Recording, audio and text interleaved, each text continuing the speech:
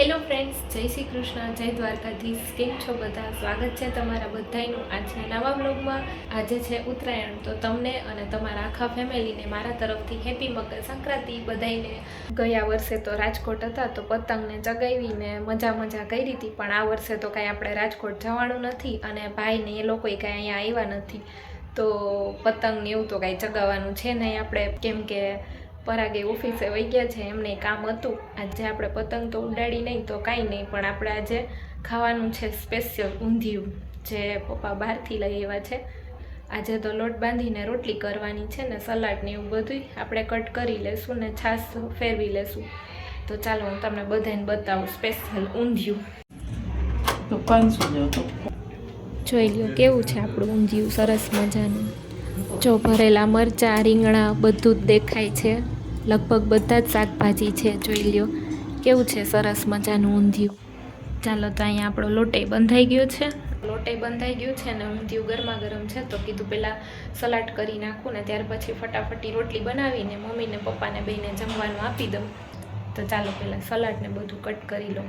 આપણું સલાડ છે ને એ પણ કટ થઈ ગયું છે, કાકડી સિવાય જો બધુંય છે, કાકડી નથી ખવાઈ ગઈ છે. તો આપણું સલાડ તૈયાર થઈ ગયું છે. ચાલો હવે તળાઈ છે આપણા પાપડ તળાઈ જાય ને એટલે રોટલી બનાવી નાખું. પછી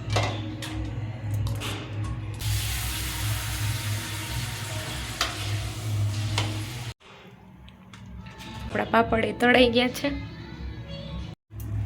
ચાલો હવે બને છે આપણી રોટલી. ઊંધિયું ને બધું રેડી જ હતું તોય આપણે જો આજે મોડું થઈ ગયું રસોઈ બનાવવામાં. અહીંયા મમ્મી પપ્પા જમે છે, મેં પણ જોઈ લ્યો મારી થાળી પીરસી લીધી છે. તો આપણે ગરમા ગરમ ઊંધિયું લઈ લીધું છે, પાપડ છે, રોટલી છે, જે સલાડ હતું એ છે અને છાશ. તો ચાલો આપણે જમી લઈએ. જો આપણે જમી લીધું છે ને અત્યારે આવી ગયા છીએ અગાસી ઉપર. પતંગ ઉડાડવાનું ચાલુ જો કરી દીધું છે પરાગે.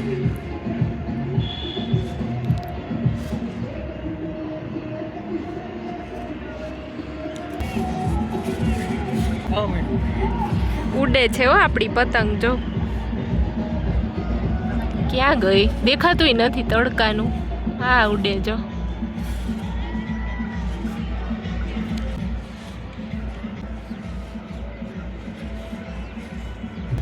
જો બધી બાજુ પતંગ જ ઉડે છે.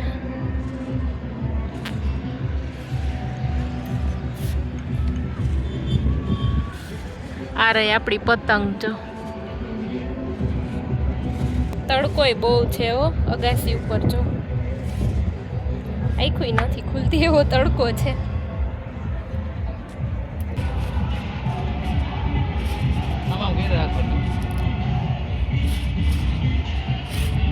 જો ફ્રેન્ડ્સ કેટલી બધી પતંગો ઉડે છે આકાશમાં, બધી બાજુ ઉડે છે એટલી. જો